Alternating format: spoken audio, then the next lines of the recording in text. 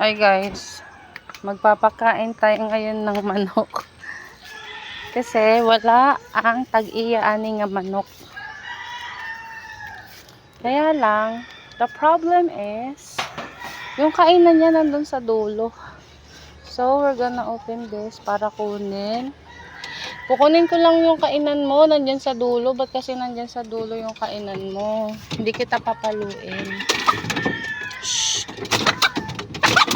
Kalma chicken, kalma. Oh my gosh, nakapakain ako. Oy. Wait lang! Ayaw na lumapit. Ba! Ha? Lumapit na siya. Oh, ayan na. Papakainin ka lang.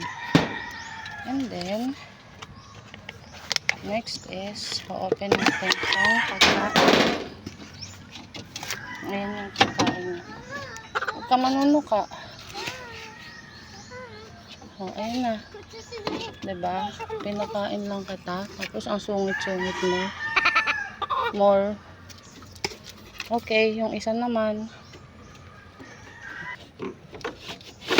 Nagpapakain si mama ng chicken, anak. Gray, pakain tayo chicken. Opo. Ayun yung isa, oh.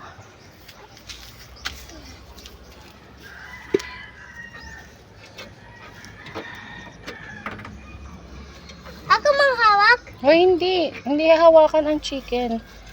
Excuse me. Wait Akin lang. na yan, mama. Akin na yan, mama, ganun.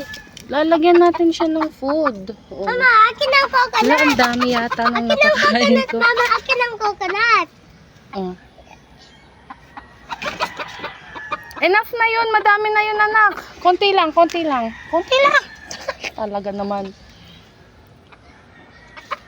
Oh, sige, tukain ka niyan. Sige na, ilagay mo na. O, diba hindi mo malagay? Oh. Bye-bye, chicken. Kasara na natin to. Tapos na tayo magpakain ng chicken, guys. Nagbilad ako ng ng sapsap. Ayun sa bubong. Kaya lang naman, makulimlim naman. Ay, kumulimlim na wala yung araw. Good luck kung matuyo agad yan. Tapos na kami magpakain ng chicken. Now, I need to need this first to open. Bye-bye, guys. That's all.